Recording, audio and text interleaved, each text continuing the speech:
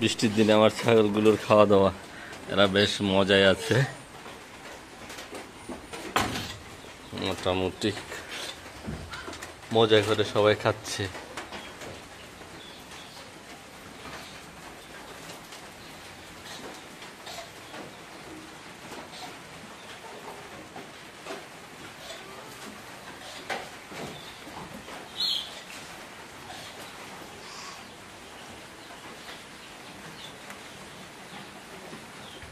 বাচ্চাদের একটু স্পেশাল কাঁঠাল পাতা খাওয়া শেষ, আর এইদিকে ঘাসও দেওয়ার ব্যবস্থা আছে, এরা খাচ্ছে।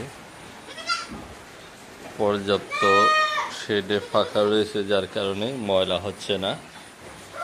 আর ঘাসের ট্রেটা একটু বাহিরে, যাতে নিচে পরিষ্কার করতে কারো সমস্যা না হয়। মোটামুটি সমস্যা নাই, একটু শেষেতে হালকা, তবুও কিন্তু এরা দিব্যি আরামে আছে। 3-4 দিন 5 দিন টানা বৃষ্টির মধ্যে আসলে অনেকে অনেক কষ্টে আছেন। শেড ব্যবস্থাপনা যদি ভালো হয় তাহলে সমস্যা নেই, 1 মাস জ্বর থাকলেও। জ্বর বৃষ্টি যদি 1 মাসে পড়ে তাহলে ছাগলের কোনো সমস্যা হবে না। সঠিক ব্যবস্থাপনা হলো মূল বিষয়। সবাই তো একসাথে সবাই করতে মানে ব্যয়বহুল।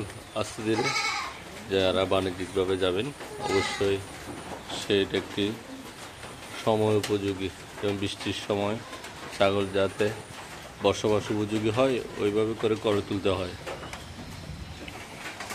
কিছুদিনের মধ্যে বাচ্চা দিবে।